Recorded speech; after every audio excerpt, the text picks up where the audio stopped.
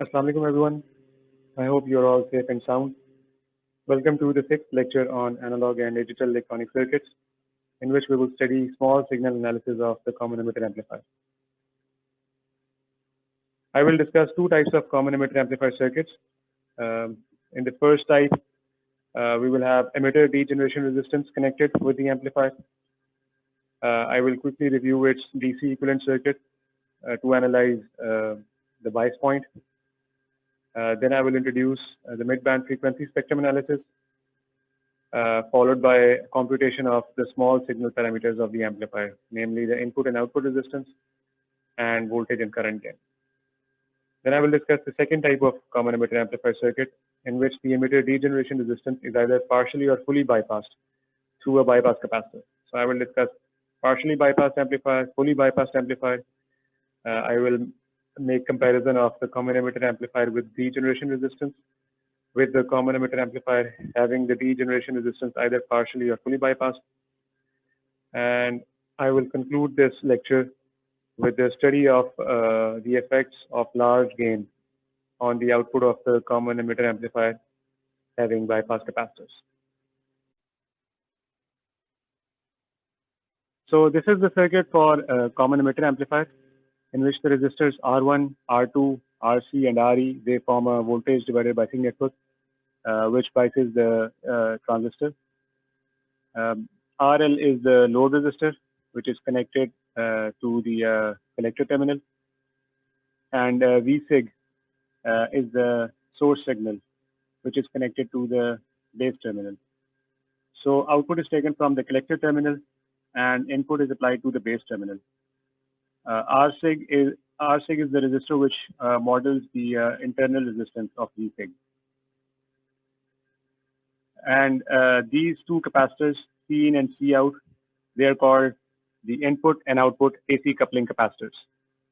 So C in actually blocks the DC currents and voltages in the amplifier circuit and prevents them from interacting with the source signal, whereas C out blocks the DC currents and voltages and prevents them from appearing at the output across the load.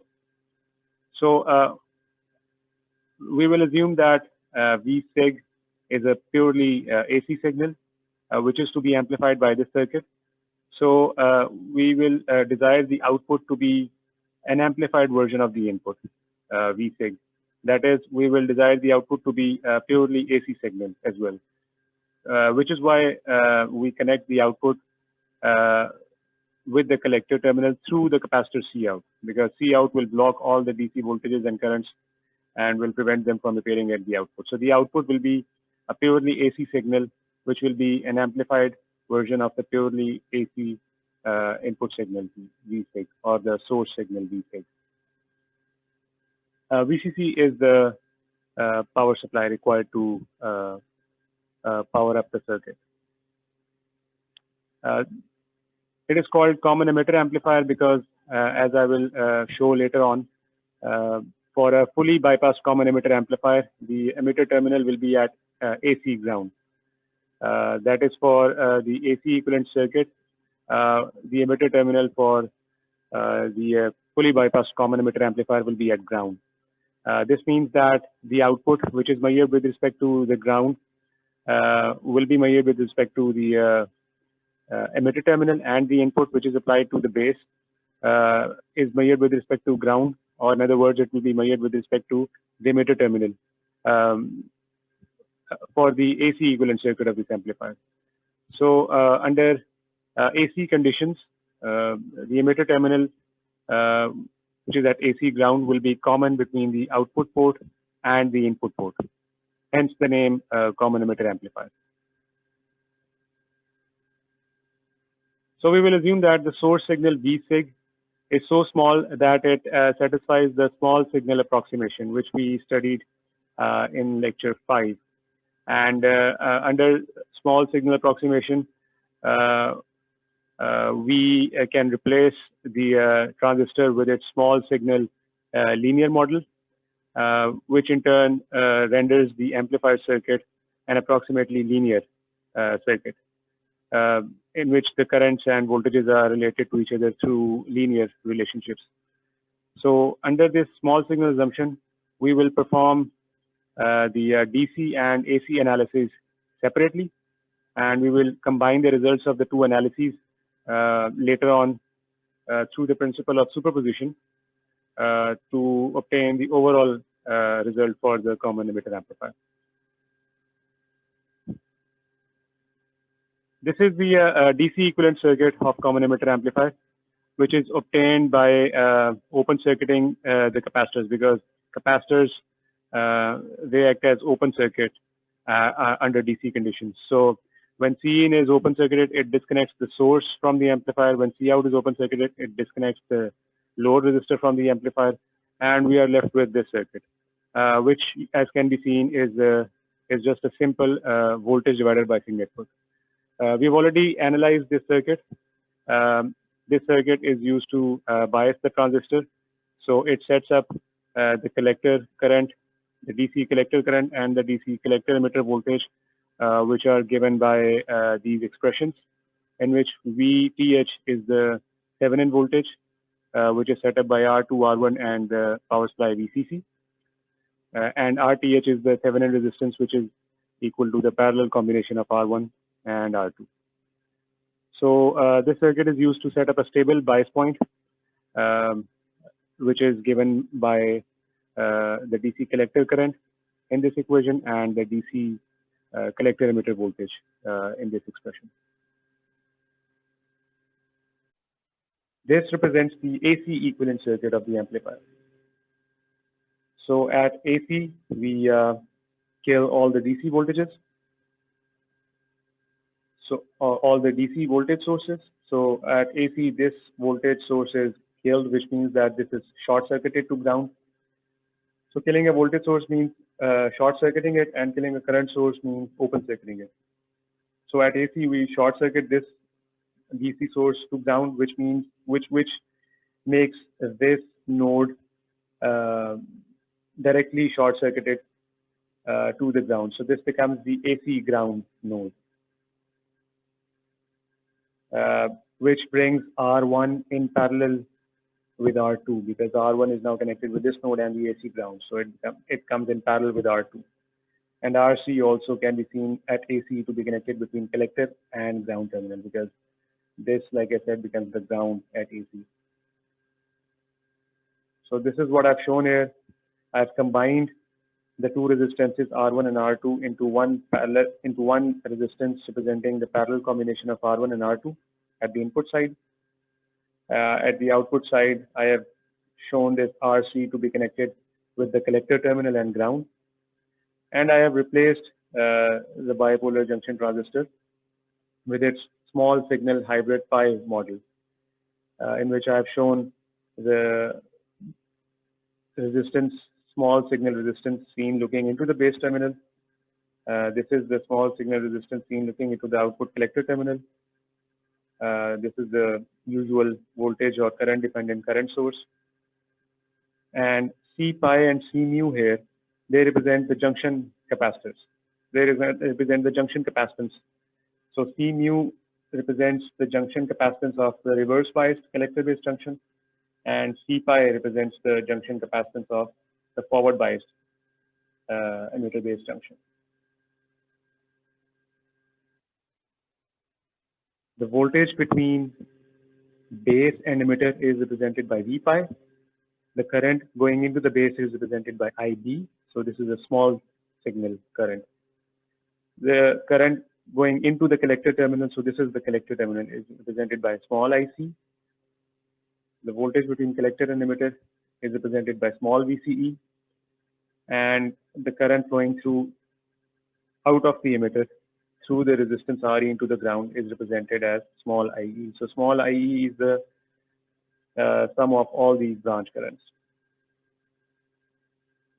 The voltage at the input of the amplifier, which is the voltage between the base and ground, is represented by VI, which will be different from V sig because of R sig and Cn.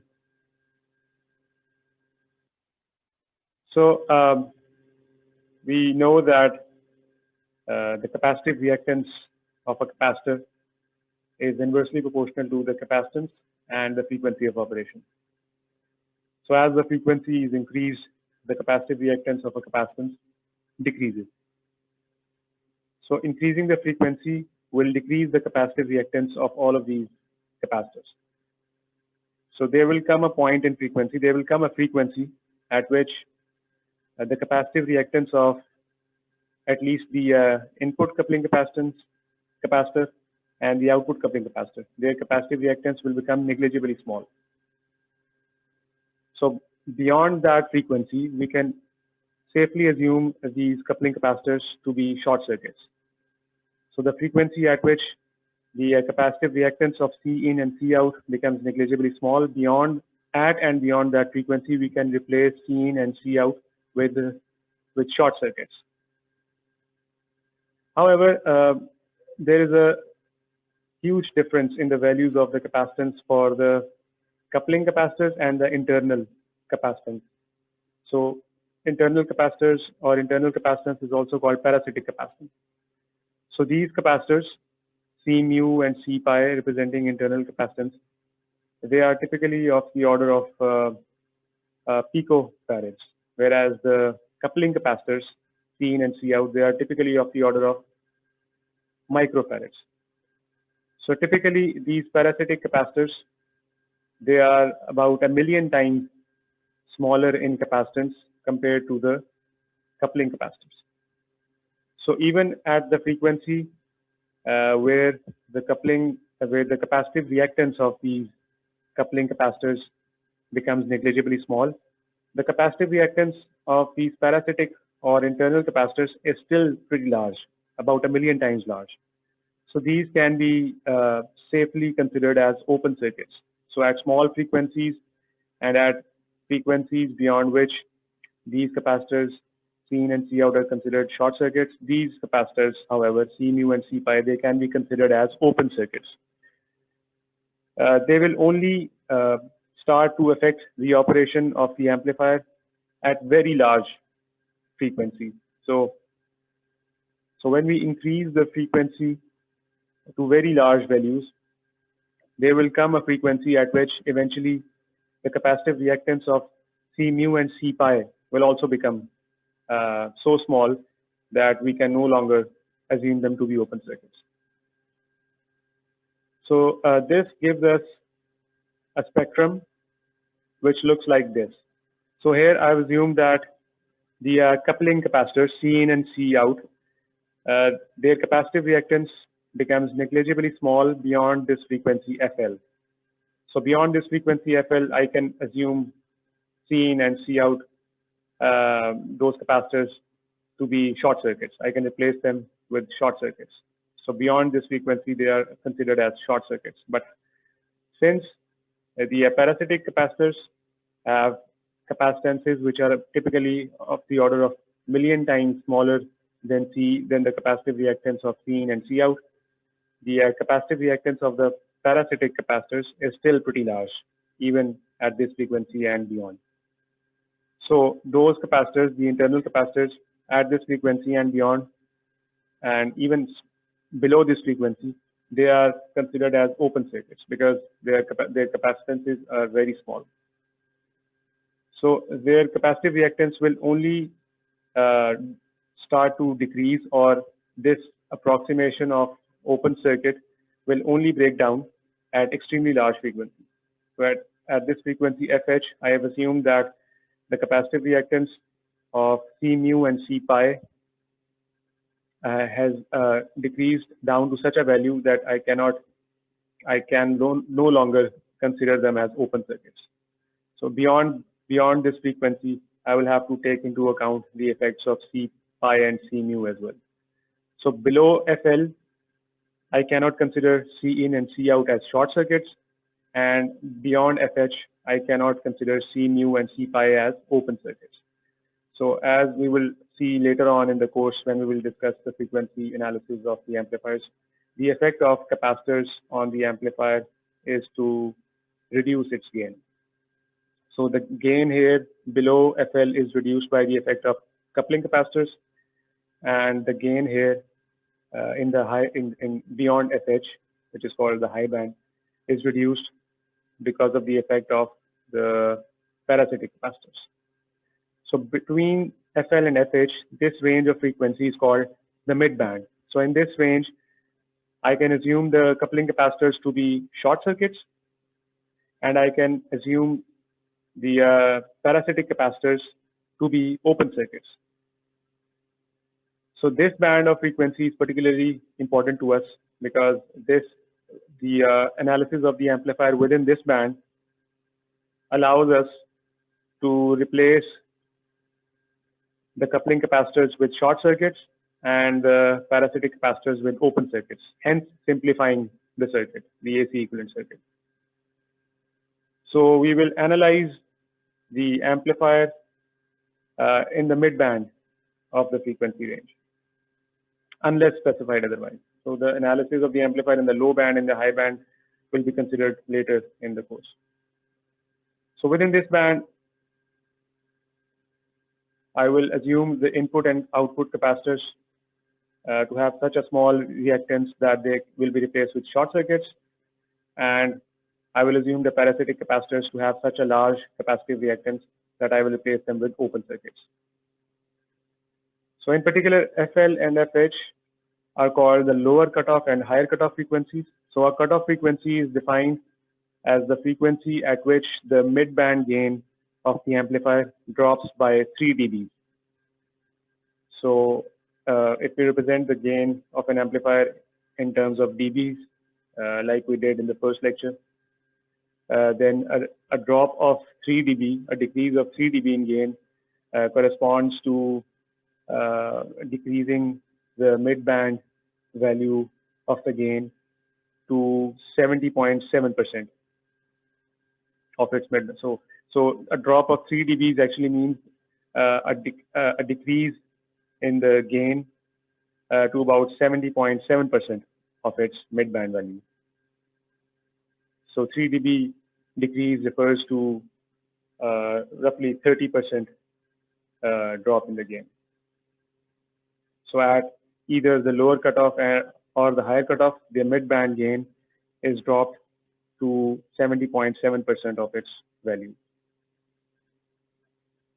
So this is the band of frequencies in which we will analyze the amplifier circuit.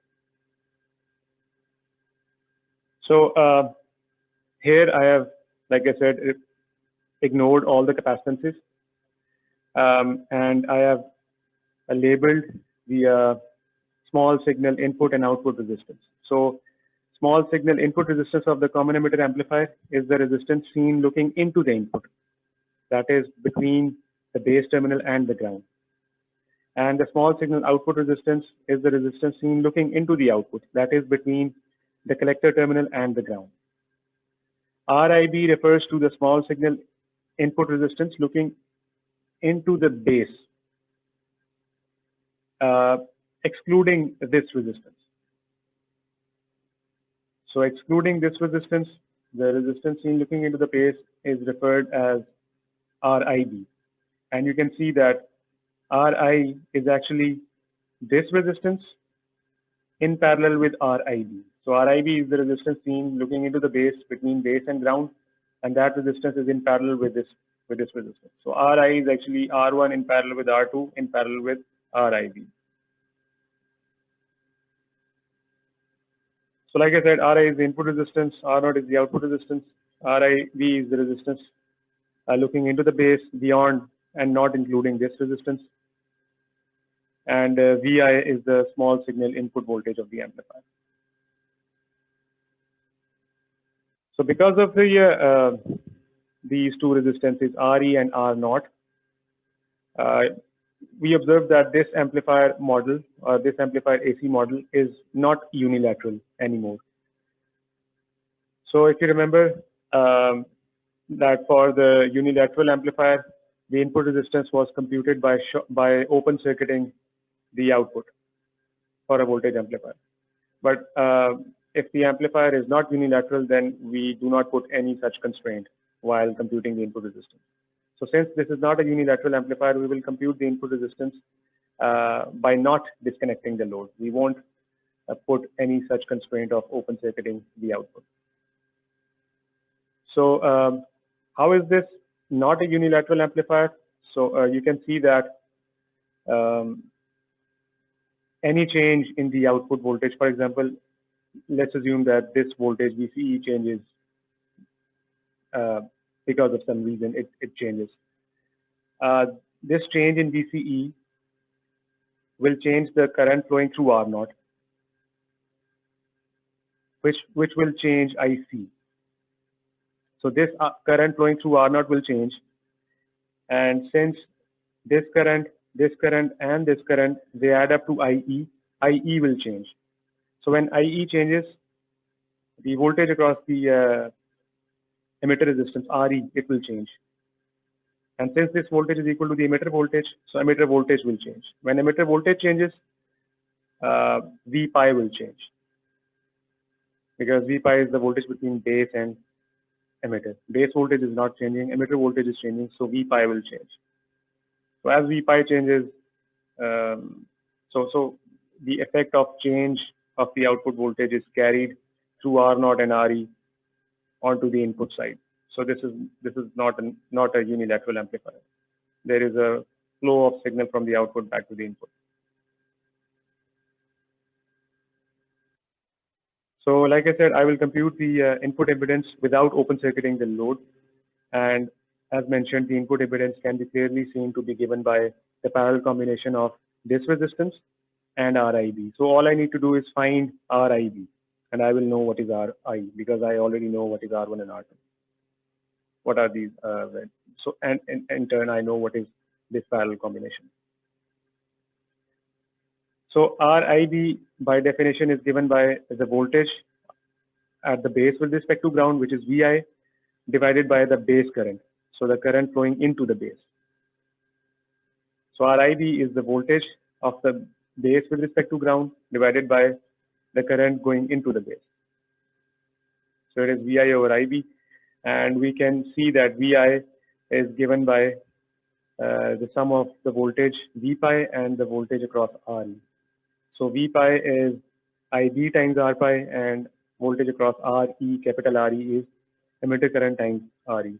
And like I said, emitter current is now the sum of IB, beta IB, which is this current source, and the current flowing through R0. So the inclusion of R0 actually makes emitter current the sum of three components,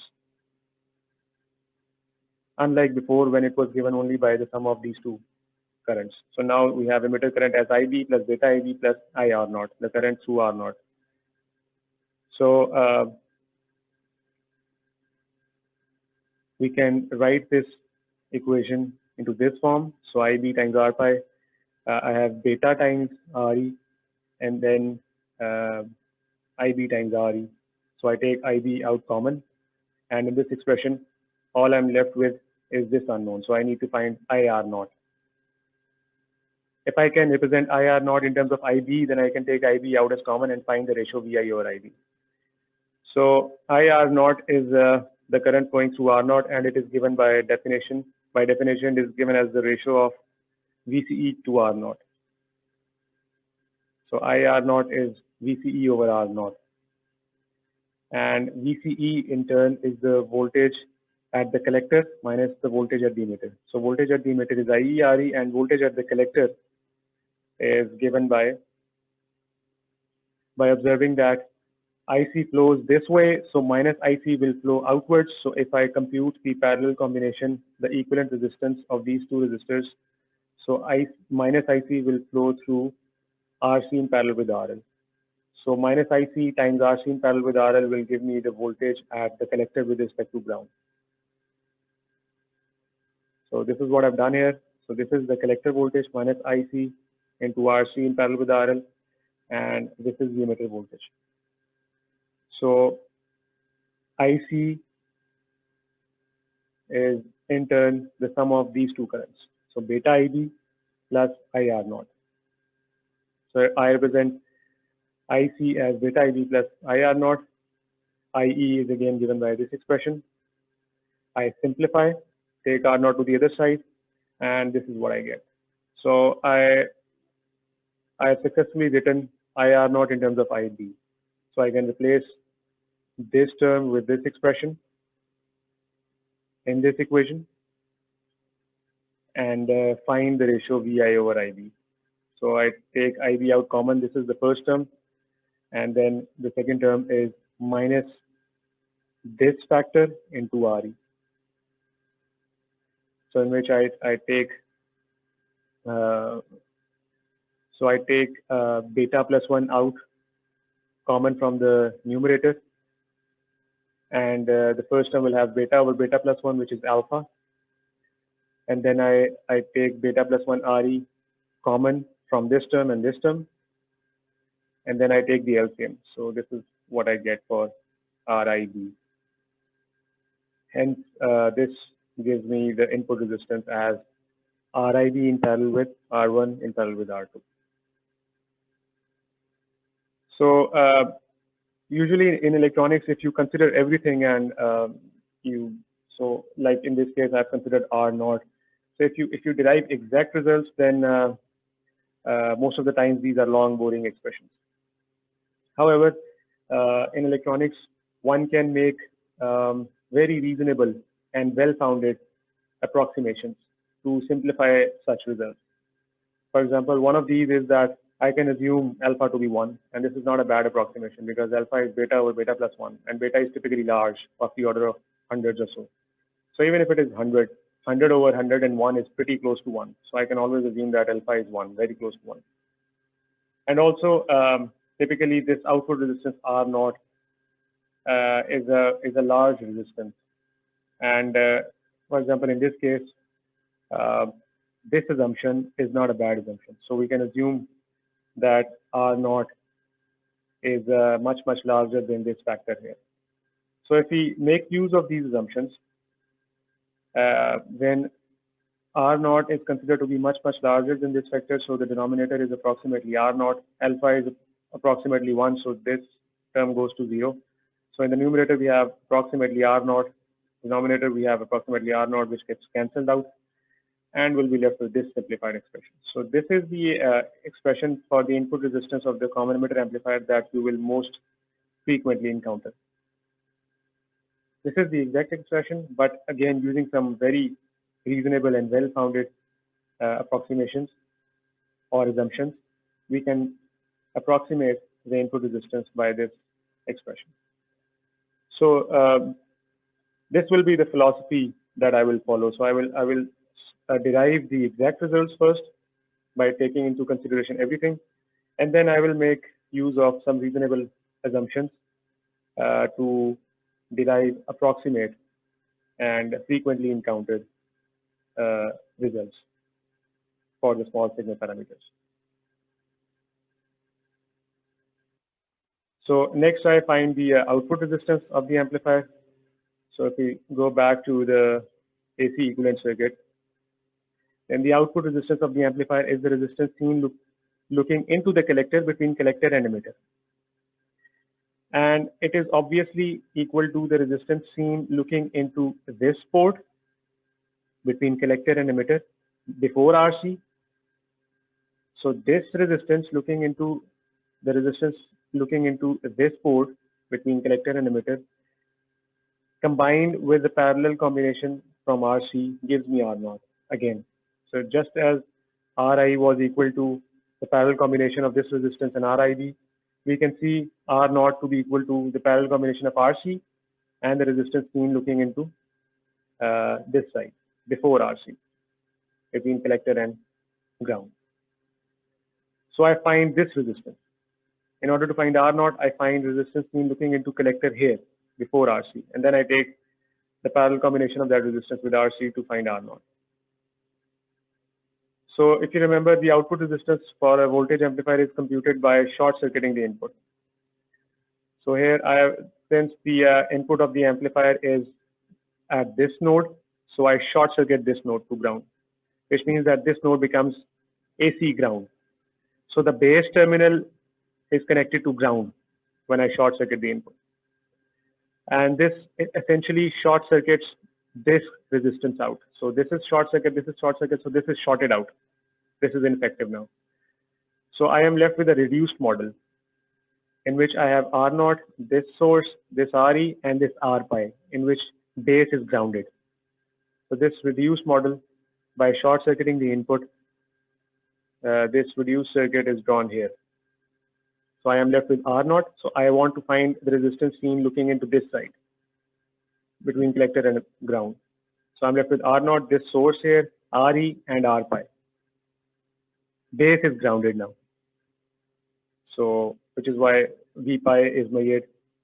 V pi is the voltage of base with respect to emitter. So we have positive here, negative here. So base is grounded. I've just drawn this resistor inverted so that you can clearly see that it is in parallel with RE. R pi is eventually, when I short circuit this to ground, it comes in parallel with RE, because one of the terminals is connected to emitter, the other terminal is connected to ground. So it becomes parallel to RE. So in order to find this resistance, I connect a current source. So in order to find the resistance seen looking into this port, I connect a current source at that port. I connect a current source between the collector terminal and the ground. And I observe its terminal voltage. So by definition, the ratio of Vs to Is will give me the resistance seen looking into this port. This port constitutes the collector terminal and ground. So this resistance is equal to Vs over Is. So this can be found by performing a source transformation here.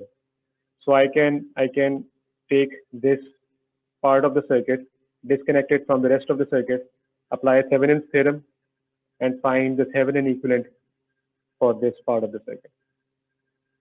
So the Thevenin equivalent is found by finding the open circuit voltage, which is, so if I isolate this bit of the circuit and find the open circuit voltage between these two nodes, this node and this node, then this is clearly Gm V pi times R0. So Gm V pi times R0 is my Thevenin voltage. And then the resistance seen looking into these two terminals by killing the source is just R0. So the Thevenin resistance is R0. So this is the Thevenin equivalent circuit of this part of the circuit. So this is much easier to solve. So in this circuit, I find Vs by finding the voltage drop across R0, by accounting for this voltage, and then by accounting for this voltage. So Vs is actually equal to Is times R0 minus Gm V pi R0 plus the voltage across voltage at this node. So voltage at this node is the current through the parallel combination of this resistors times the parallel combination. So the current here is Is, and the parallel combination is R pi in parallel with Re. So the voltage of emitter with respect to ground is Is times R pi in parallel with Re, which is equal to minus V pi, because V pi is measured from ground to emitter. So this is what I've written. I have written Vs as Is R0 minus Gm V pi R0 plus Is times the parallel combination of R pi in parallel with Re. So V pi is, again, like I said, minus. V pi is negative of this voltage. So V pi is minus Is into R pi in parallel with Re. So I replace V pi with this, I solve, and this is what I get. In which I can, because Is is common, so I can find the ratio Vs over Is, and it will be equal to this factor. So this factor will give me the resistance seen looking into this side, this port. And the output resistance is just this factor in parallel with RC. So this is the output resistance of the amplifier. And again, before finding its approximate, good approximate form, I compute the R out. So if you remember, R out is the output resistance of the voltage amplifier. By, instead of short circuiting the input of the amplifier, we short circuit the signal, the source signal. So instead of, so if we go back to the AC equivalent circuit, instead of short circuiting the input of the amplifier, I short circuit V sig. So when I short circuit V sig, I will have R sig, which will be obviously in parallel with R1 in parallel with R2. And again, I find this resistance and take the parallel combination of this resistance with RC to find R out. So R out is now the resistance seen looking into this port by short circuiting V sig instead of short circuiting VI. So the reduced circuit for such a computation is given by this diagram. So in this diagram, I have R1 in parallel with R2 in parallel with R sig. So like I said, R sig is now in parallel with R1 in parallel with R2.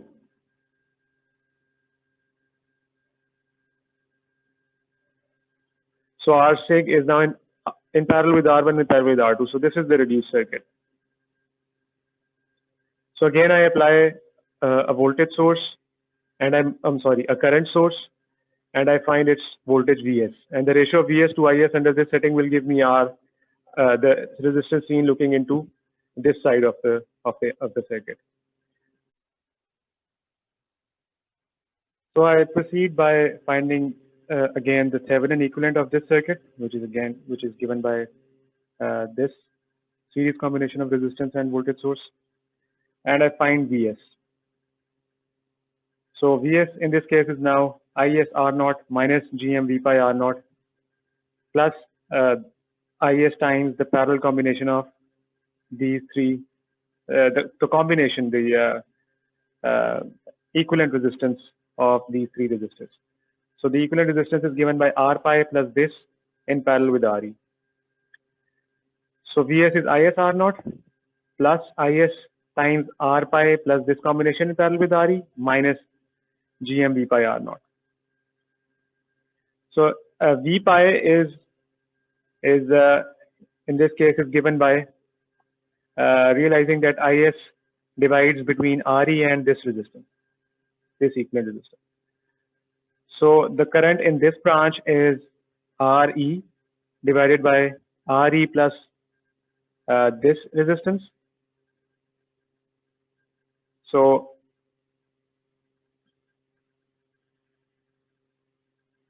this is so I've written it directly here. So let me walk you through it. So Re divided by Re plus R pi plus this resistance times Is. So it is, so if I multiply with in the numerator with R pi plus this, and I divide by R pi plus this resistance. So this is what I've done here. So I have a factor of Re over this term, R pi plus R1 in parallel with R2 in parallel with R sig plus Re, because this is how I will find the divided current. Re divided by Re plus R pi plus this parallel combination. So if I multiply this factor with R pi plus R1 in parallel with R2 in parallel with R sig and divide by the same factor, then the initial factor becomes a parallel combination of this resistance and Re. So this is what I've done here. So I have Gm, I have R0, and then I have written the divided current like this. So on top of that, once I found the divided current, then V pi is minus that divided current times R0. So that divided, times R pi. So that divided current minus of that divided current, which makes this minus positive, times R0 gives me V pi. So I'd recommend that you go through this small derivation for V pi, and you'll eventually find this expression. So this when, because this term has Is, this term has Is, I can take Is out common and after a few steps, you should be able to get this factor. So Vs over Is is equal to this factor. And the ratio of this factor, Vs to Is, the ratio of Vs to Is, which is this factor, in parallel with RC, gives me R out, which is the output impedance or the output resistance of the amplifier by short circuiting these things. So now that I have these two expressions, this R naught and R out, I can use this well-founded assumption that R naught is greater than RC. So R naught is typically much larger than RC in circuits.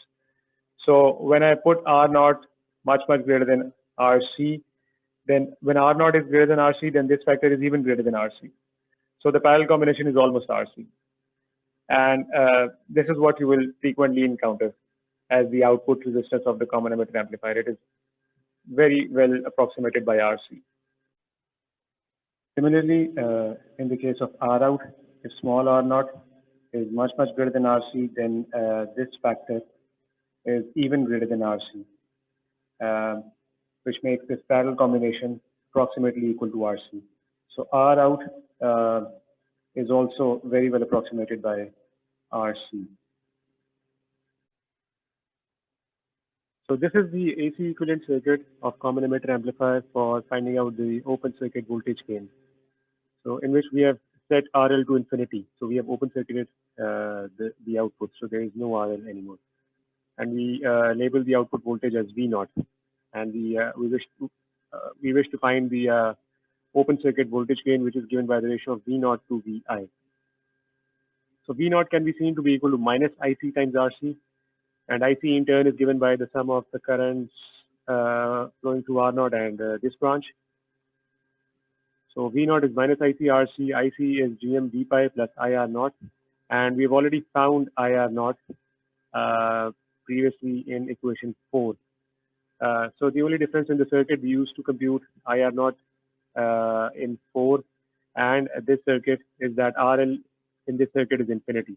So if we put RL is equal to infinity, in the previous, in the circuit, we used to compute IR naught given in 4, then we will obtain this circuit. So we can simply replace RL with infinity in equation 4 to get IR naught for this circuit, for this circuit. So the resulting IR naught is given by this simplified expression and realizing that GM V pi is equal to beta IB. So we put GM V pi is equal to beta IB and replace IR naught with this expression to get this expression, in which since IB is common, so it in both terms, so it has been taken outside, and simplifying the term within the parentheses and realizing that RIB is which has been defined in 2 is equal to VI over IB. We can write IB as VI over RIB times this factor. So please note that RIB in this case is the resistance seen looking into the base terminal. Resistance seen looking into the base terminal is RIB. So it has already been derived in equation 5. But this RIB represents the resistance seen looking into the base terminal for this circuit, in which RL is infinity. So we can use the expression for RIB given in 5 by simply replacing RL is equal to infinity to obtain the simplified expression for RIB required in this case. So in this case, RIB is given by this simplified expression, in which which has been obtained from 5 by setting RL to infinity. So the ratio of V naught to Vi, which is equal to this factor, gives us the open circuit voltage gain of the amplifier, of common emitter amplifier, denoted by AV naught. So this is the derived simplified RIB for the circuit we are using to obtain the open circuit voltage gain, and this is the other factor we have obtained in this equation. The overall voltage gain can be obtained by computing the voltage across the load resistor RL. So now we plug the load resistor back into the circuit. and call the output voltage as VL. So RL will be in parallel with RC, and we call the output voltage VL. VL can then be written as minus IC times RC in parallel with RL, because now there will be two parallel resistors, RC and RL, and minus IC will divide itself between both of them. So we find the equivalent resistance, which is RC in parallel with RL, and we multiply it with minus IC, and we get the load voltage VL. So VL is minus IC times RC in parallel with RL. As before, IC is given by the sum of these two terms. GM V pi is beta IB. IR naught has been computed in 4.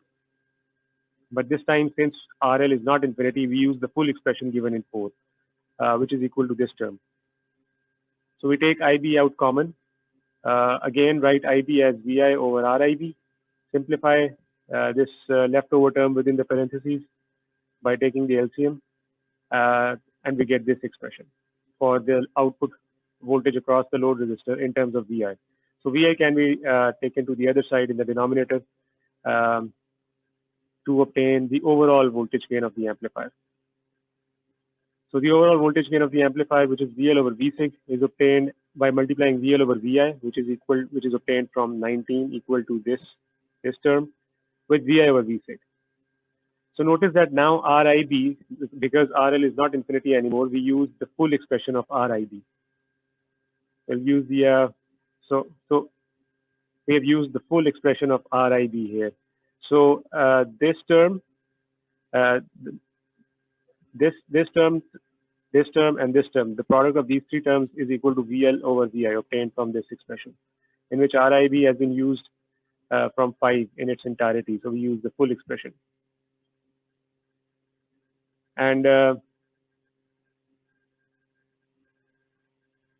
VI over Vsig gives us the this factor, which takes into account the effect of loading on the input side. So if we look at the circuit, so now we have RL connected in parallel with RC, and VI is the voltage at the base with respect to ground. So Vsig divides itself between Rsig and the resistance seen looking into this port which is made up of this base terminal and ground. So the resistance seen looking into this port is VI. So VI is simply this resistance Ri divided by Ri plus Rsig times Vsig. So VI is a portion of Vsig. So naturally VI over Vsig is then Ri over Ri plus Rsig, where Ri has been derived in 6. So we use Ri, the complete form of Ri, because now we have plugged RL back into the circuit, and there is no need to make any assumptions about RL. So we use the full expression for Ri given in 6. So this term is the full expression for RIB. The first 3 terms, they come from this equation, and this is the term that takes into account the effect of loading on the input side, which is equal to VI over Vsig.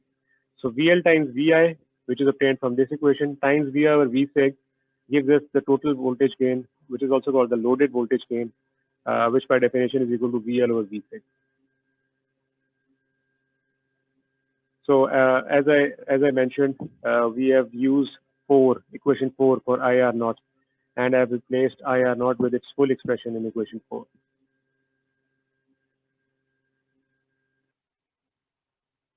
As before, we can make use of some reasonable assumptions, such that for example, we can assume that small r naught is much greater than capital RC plus capital RE.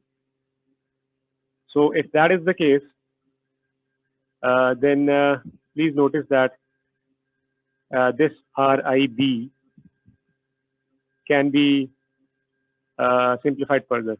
So this is actually the full expression of RIB, and under this assumption, RIB can be simplified to this approximate result. So if R naught is much greater than RC plus RE, then it is definitely greater than the sum of these two terms, because this factor here, this parallel combination, is smaller than RC. So since R naught is greater than RC plus RE, it is greater than this parallel combination plus RE. So the denominator can be approximated by small r naught. Similarly, if R naught is greater than RC plus RE, it is definitely greater than RC. And hence it is definitely greater than RC in parallel with RL, because this parallel combination is less than RC. And it is definitely greater than, in turn, it is definitely greater than this factor, this term, because 1 minus alpha is less than 1. So RC in parallel with RL is less than RC. 1 minus alpha times this parallel combination is even smaller than RC. So if R naught is greater than RC plus RE, it is greater than RC, and hence it is greater than this factor, which enables us to approximate the numerator with small r naught. So r naught will get cancelled with r naught in the denominator, and will be left with RIB given by small r pi plus beta plus 1 capital R, as shown here. Similarly, if we look at the expression for output resistance, if R naught, small r naught is much greater than RC plus RE, it is definitely greater than RC, which means that capital R naught, the output resistance, is approximated by RC, as I have shown here, as I have written here. So using this assumption in the equation for the open circuit voltage gain, so R naught is much greater than RC plus RE, so denominator becomes small r naught. Since it is much greater than RC plus RE, it is definitely greater than RC, and hence definitely greater than 1 minus alpha RC, because 1 minus alpha is less than 1. So this term is less than RC, and hence it is less than RC plus RE. So since small r naught is greater than RC plus RE, it is definitely greater than this factor, this term. So numerator can be approximated with R naught again. So R naught gets cancelled with R naught, and again we obtain RIB as R pi plus beta plus 1 RE, as shown here in the denominator. Again, this denominator is approximated with small r naught. Since small r naught is much greater than RC plus RE, it is definitely greater than RE, and beta R naught is even greater than RE. So we approximate the numerator with beta R naught. R naught gets cancelled, and this term is approximated by beta. So we get beta times RC. So the open circuit voltage gain is approximated by this expression, in which I can write R pi as beta plus 1 small RE. I can take beta plus 1 out common and replace beta over beta plus 1 with alpha to get this expression. Since small re is alpha over gm, I can replace alpha with gm of small re. I can then divide with small re in the numerator and denominator. So 1 over re here is gm over alpha. So I get this result. And then by assuming alpha to be almost equal to 1, which is a very good assumption, I get this approximate result.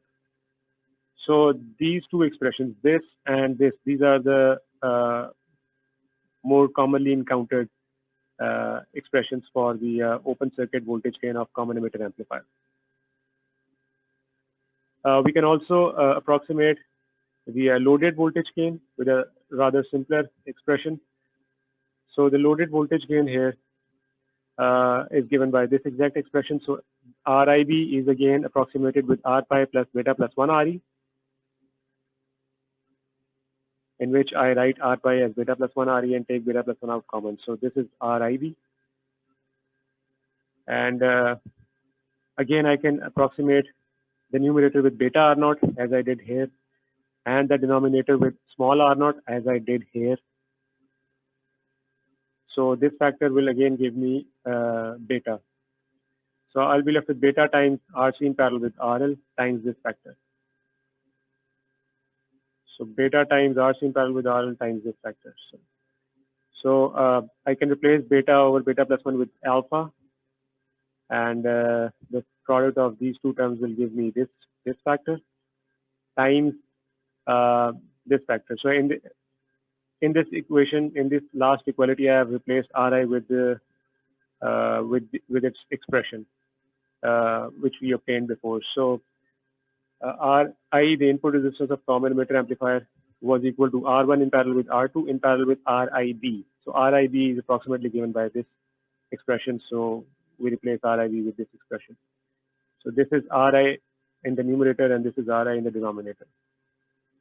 So this is the more commonly encountered expression for the overall voltage gain of common emitter amplifier.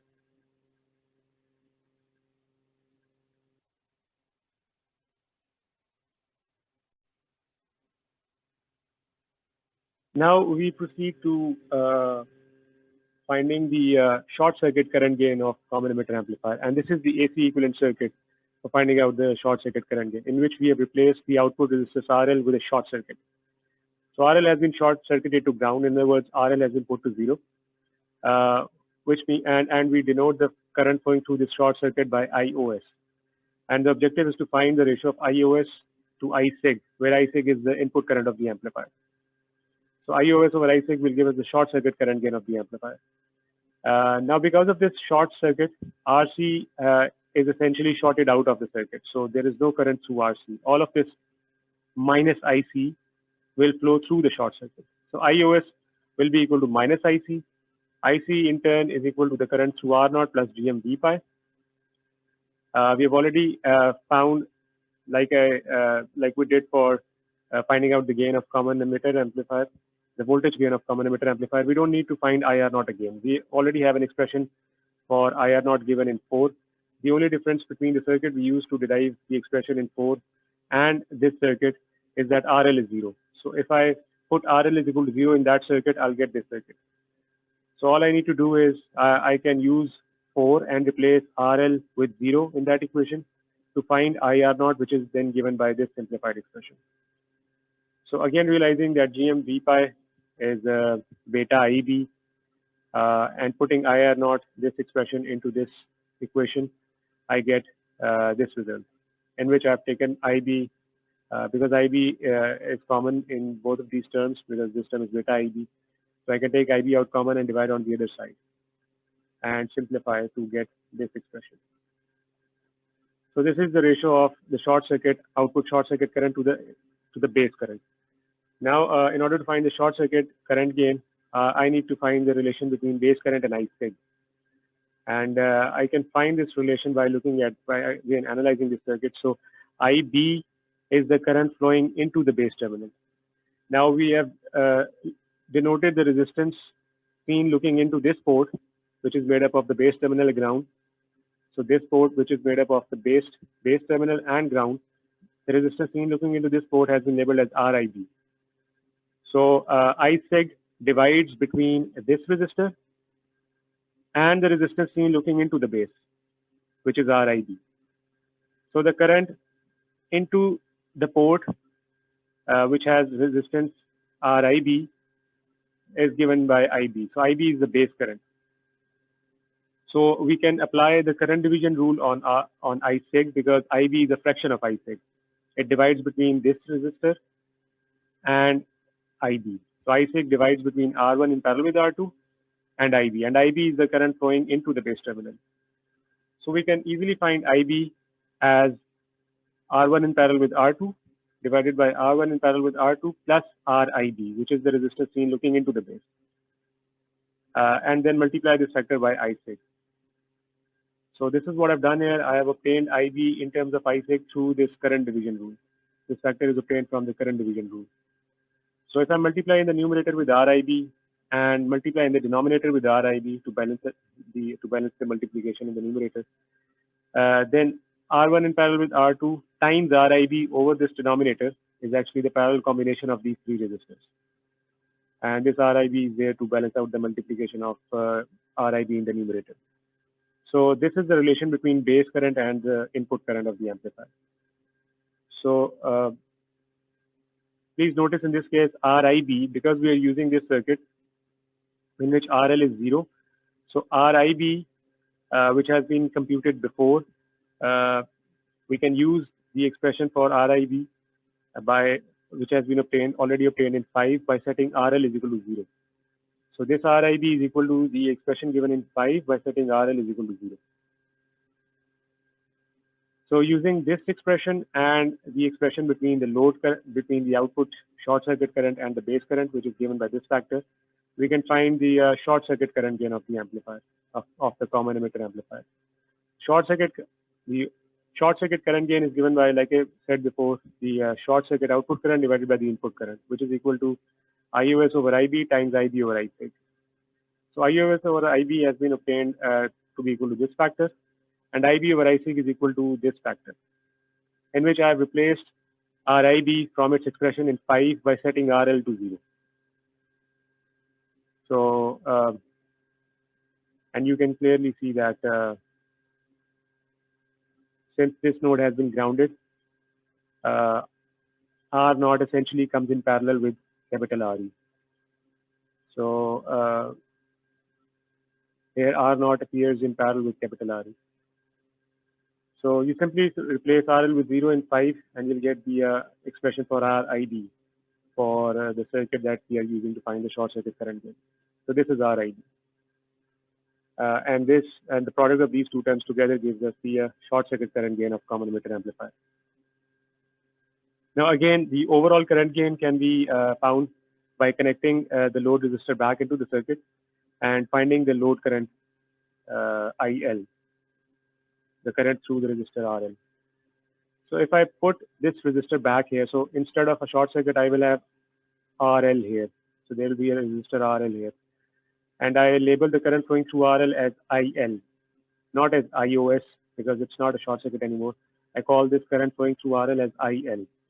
So IL is again given by a fraction of minus IC, because minus IC divides between RC and RL.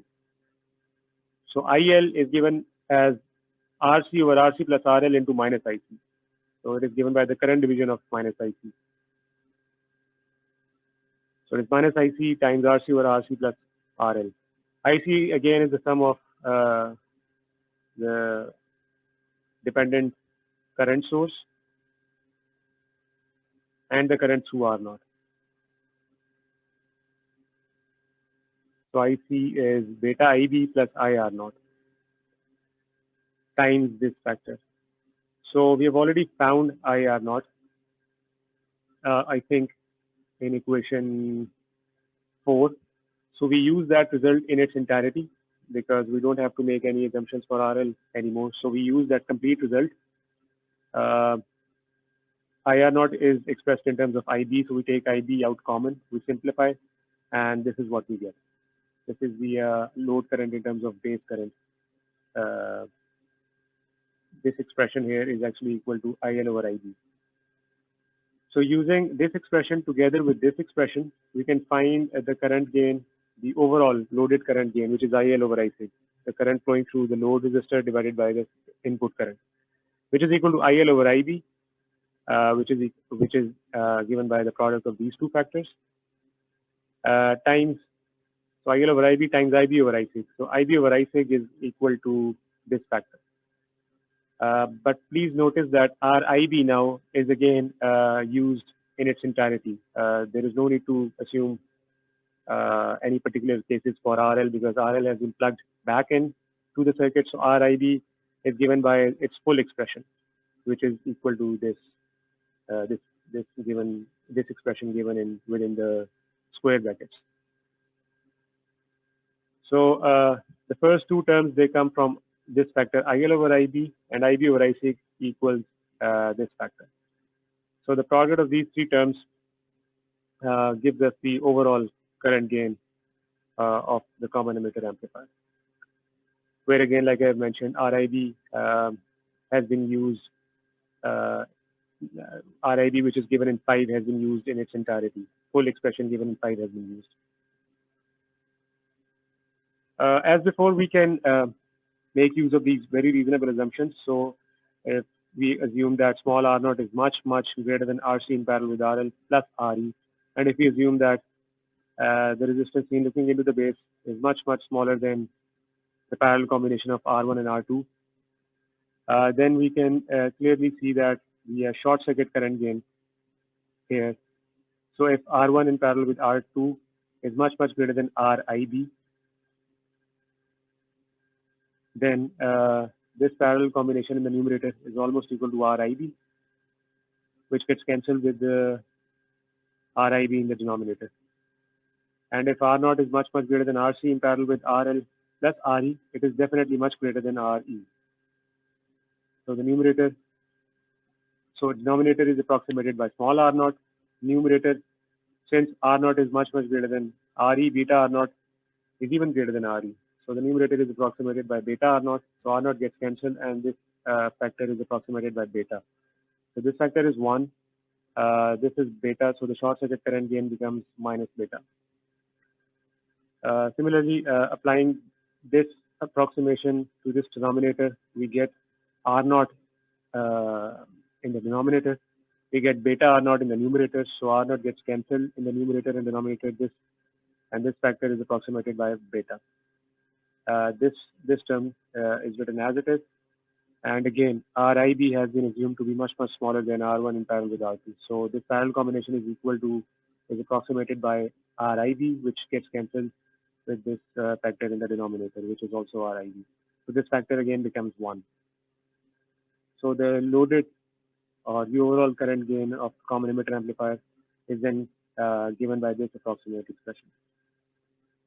So these are the more commonly encountered expressions for the short circuit current gain and the loaded current gain of a common emitter amplifier. So notice that all of these expressions, short circuit current gain, loaded current gain, they have this negative sign. You go back and see then the open circuit voltage gain, and so the open circuit voltage gain and the overall voltage gain has a negative sign. So this negative sign is indicative of the inverting nature of the common emitter amplifier.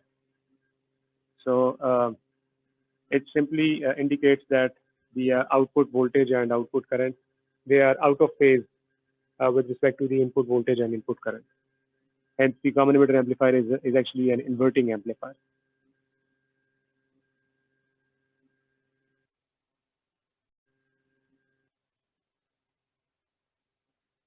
So now, if you want to increase the gain, the voltage gain of this common emitter amplifier, so if you go back to the expression for the open circuit voltage gain, then let's look at this expression. So the open circuit voltage gain depends on GM, RC, and RE. GM is given by the bias point, so it is equal to DC IC over VT.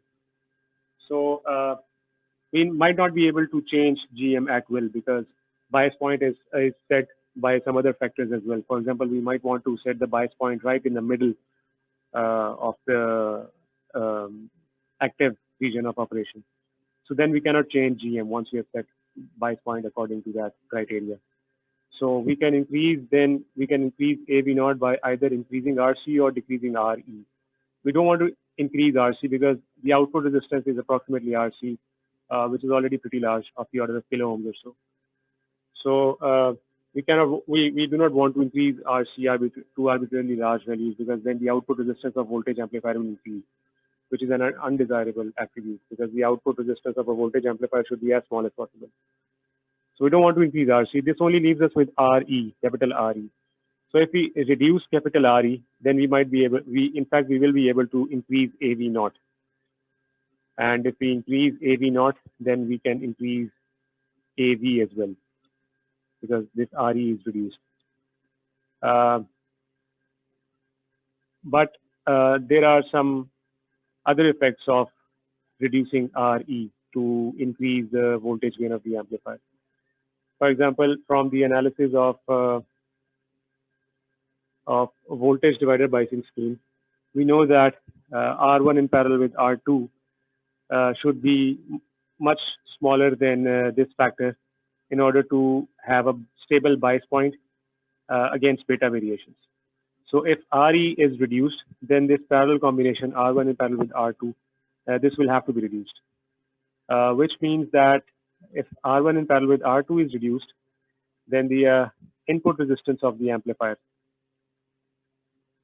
so this input resistance of the amplifier, it will be reduced drastically. So so not only we are reducing RE, we will be reducing R1 in parallel with R2. So this will reduce the input resistance of the amplifier, which is an undesirable effect because a voltage amplifier should have as high an input resistance as possible.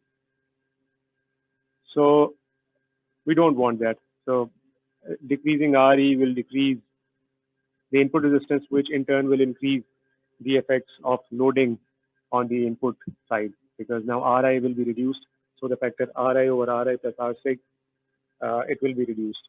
So now greater percentage of V sig will appear across R sig instead of RI. So we don't want that.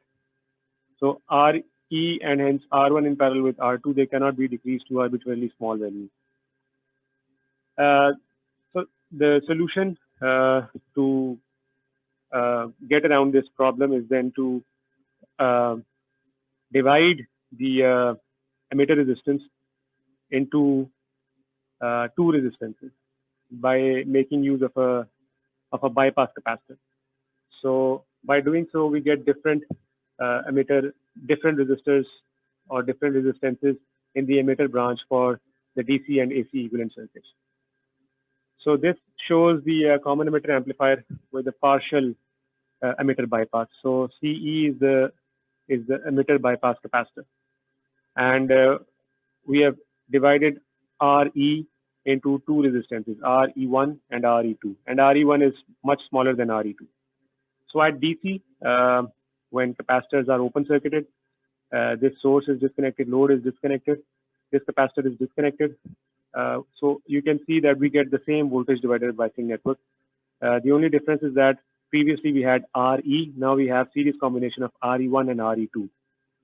So you can think of RE as equal as the sum of RE1 and RE2.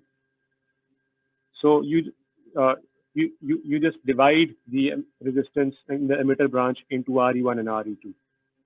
So the bias point is given by the same set of equations in which you simply replace RE with RE1 plus RE2. However, at AC, under the assumption of midband, under the assumption of analysis in the midband frequency range, we short circuit CE and C out, and hence we short circuit CE because CE has values of the same order of these coupling capacitors. So it is a coupling capacitor also. So it will be considered short circuited as well. So when we at AC, when this capacitor is short circuited, then this node is connected to directly to AC ground. So RE2 is shorted out. So at AC, so under AC conditions, the equivalent circuit is given by this diagram in which the resistance in the emitter branch is now RE1. It's not RE, it's RE1. And since RE1 was much less than RE2, it is much less than RE because RE is the sum of these two resistors. So this resistance now is much smaller than RE. So we can obtain the small signal parameters for this circuit directly from the small signal parameters that we obtained for the common emitter amplifier without bypass capacitor.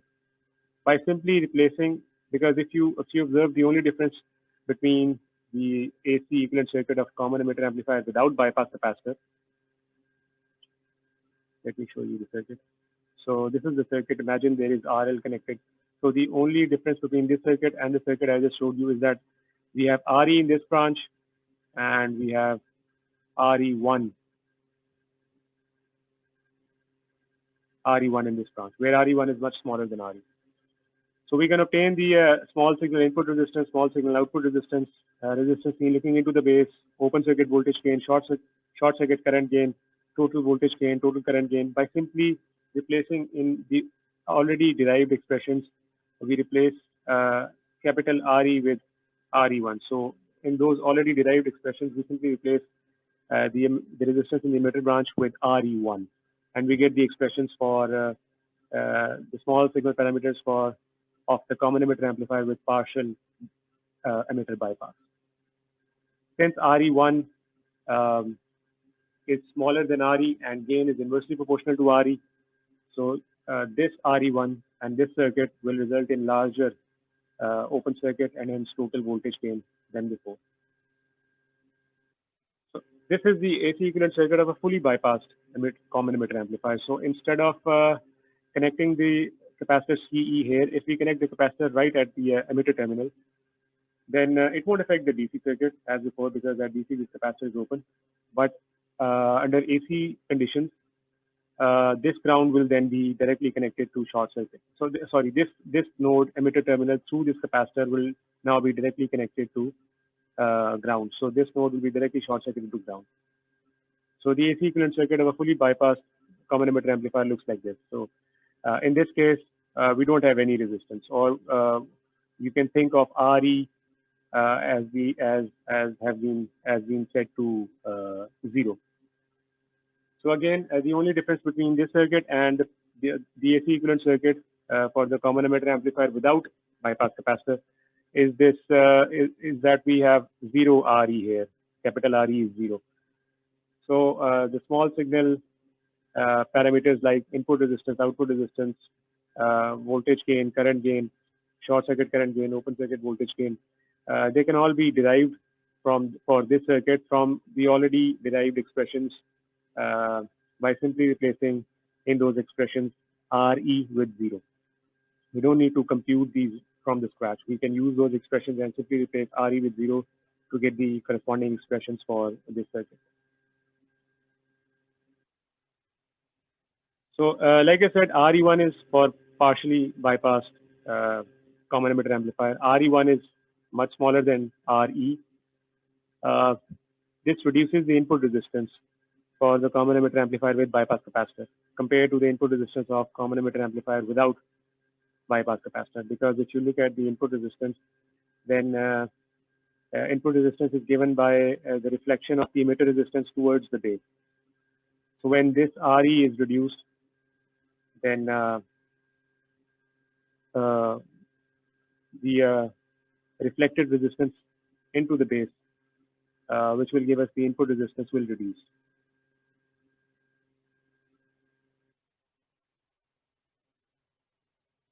So input resistance is reduced, but not as much as it would have been if we reduce R1 in parallel with R2 as well.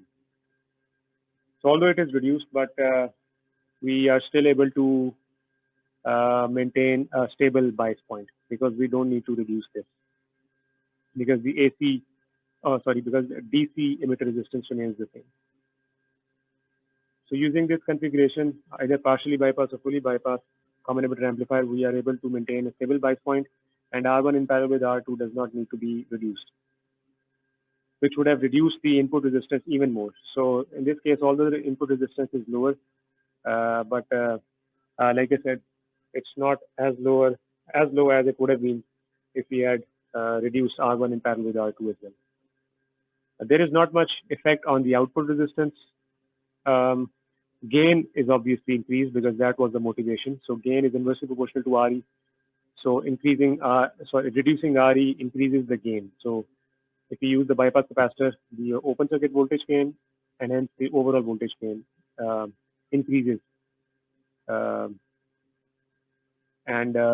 is again not much effect of the bypass capacitor on the current gain of the amplifier. The statements 2 and 4 can be verified by finding the small signal parameters for a fully bypassed common emitter configuration by using the approximations that small r0 is pretty large and alpha is almost 1. So for fully bypassed configuration, RE1 is 0, so we replace capital RE with 0. So beta plus 1 times capital RE and all those factors, they become 0. So we are left with beta plus 1 R small RE. So we are left with RIB. RIB in this case is just R pi. There is no resistance in the emitter branch. So the resistance seen looking into the base is just R pi. And the overall resistance, input resistance is R1 in parallel with R2 in parallel with R pi.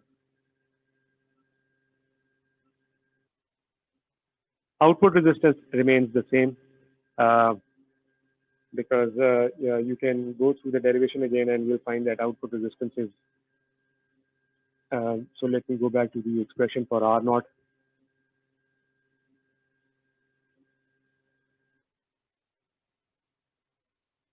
So output resistance remains the same because if I assume R0 to be much larger than RC, because I've already assumed that R0 is is extremely large, it is much larger than RC, and this R0 which is obtained here is approximately equal to RC. So RE is 0, this term becomes 0. So R0 is equal to the parallel combination of RC and small R0.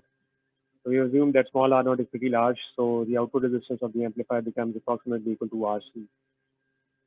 So as before, there is not much effect of using the bypass capacitor on the output resistance of the amplifier. It is still given by RC. And the open circuit voltage gain, previously, if you remember, the open circuit voltage gain was minus alpha RC over small re plus capital RE. So alpha is 1, so it becomes minus RC over small re plus capital RE. Capital RE is now 0 because it's fully bypassed. So the open circuit voltage gain is given by minus capital RC over small re. So 1 over RE, because alpha over RE is GM, alpha is 1, 1 over RE is GM, so it can also be represented by this factor GMRC. So this is greater than before. And similarly, this factor represents the loaded voltage gain of the amplifier. So if I go back to the exact expression for the, or the approximate expression for the loaded voltage gain, then alpha is 1, this resistance is 0, I get minus this parallel combination divided by small re. And this factor can be approximated with 1, because now capital RE is 0, so we just have R pi. So R1 in parallel with R2 in parallel with R pi in the numerator, and R1 in parallel with R2 in parallel with R pi in the denominator, plus R sig. R sig is typically small. So R sig is of the order of 50 ohm. For typical signal generator, R sig is actually 50 ohms. So this is smaller, much smaller than this expression, R1 in parallel with R2 in parallel with R pi. So we can present or approximate the denominator with R1 in parallel with R2 in parallel with R pi, which gets cancelled with the numerator, so this factor becomes almost 1. So the overall loaded voltage gain of the amplifier, of the common emitter amplifier with the which is fully bypassed by the emitter capacitor, it is given by this factor only. And 1 over RE is GM, so I can also write it as minus GM times RC in parallel with RM. And again, you can go through the approximate expressions for the short circuit current gain and total current gain of the amplifier, and you'll find that these expressions, they don't change. So there is not much effect on the output resistance and the current gain of the amplifier, but the input resistance reduces and the gain, voltage gain, it increases.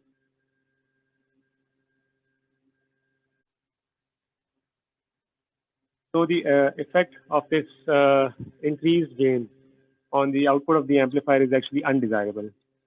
So this is the same ICVB characteristics curve which we had analyzed before. So these are the ICVB characteristics of the transistor. So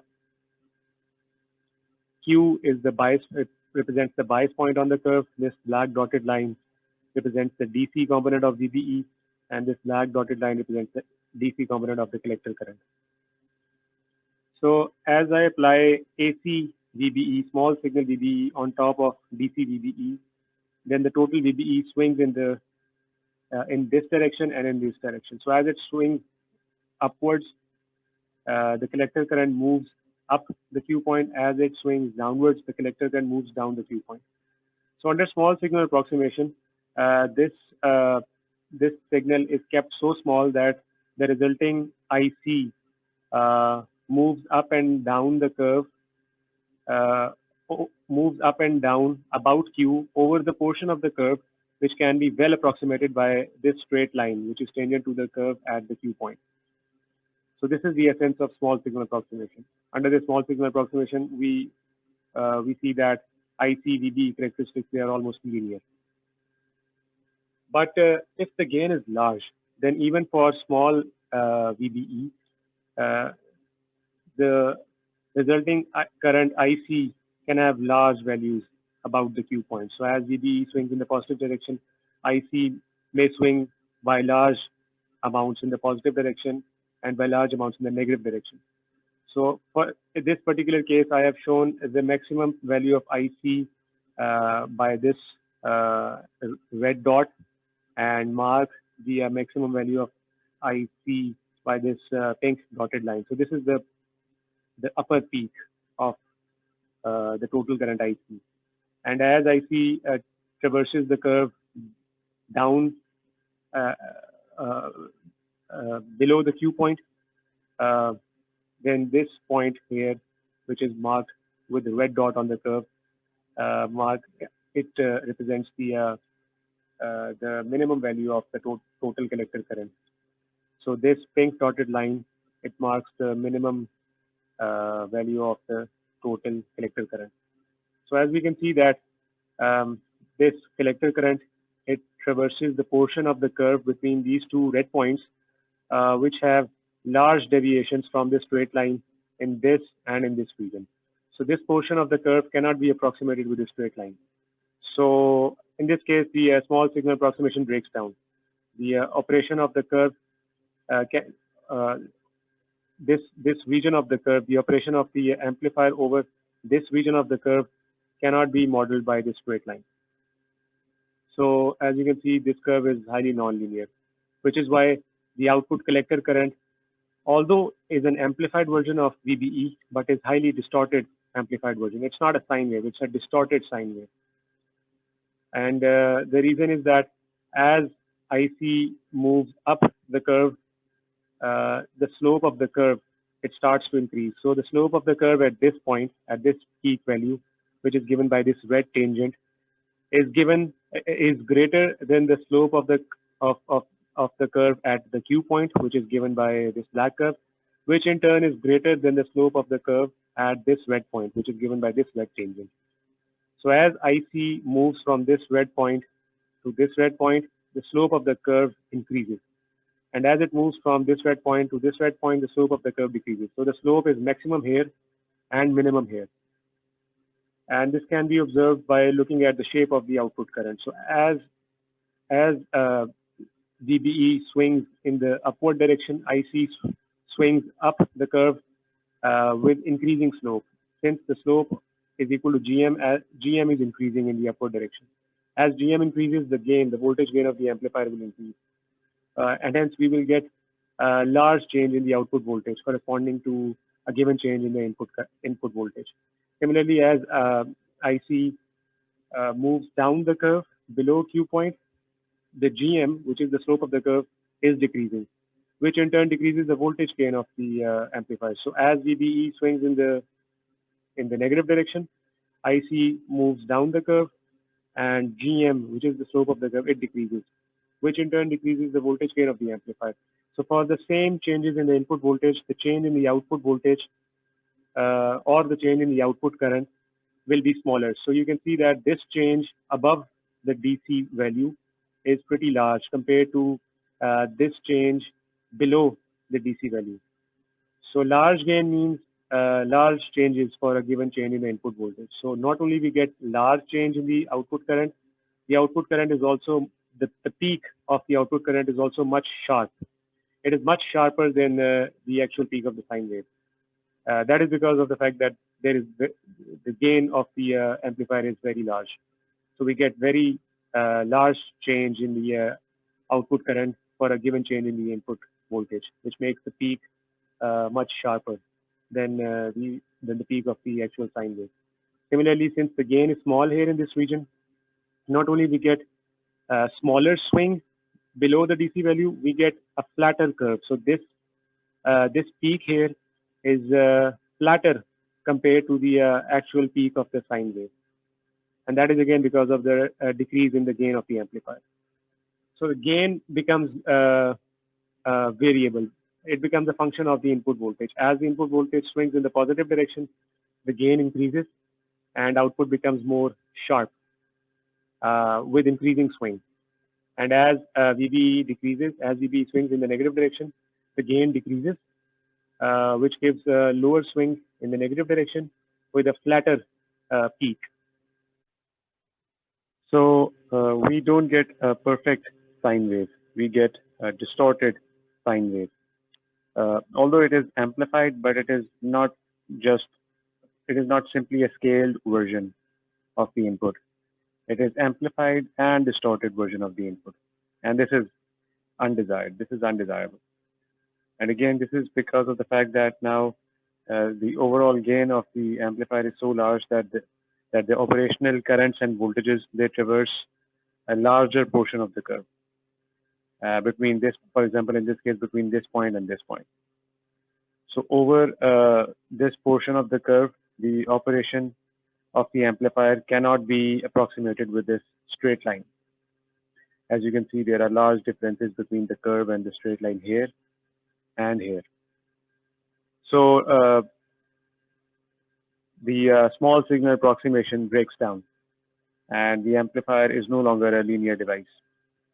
which means that the output current of the amplifier is no longer uh, given by the approximate linear relationship with the input voltage. So the output current is not a linear function of the input voltage anymore, which is to say that the nonlinear terms in the Taylor expansion of the exponential function, they cannot be ignored anymore. And the effect of those nonlinear terms manifests itself in the output in the form of this distortion. So since the output voltage is given by the negative of the current, because as you can see here in this circuit, the output voltage VL or V naught is given by minus IC times the equivalent resistance. So the effects in the output voltage, they will be inverted,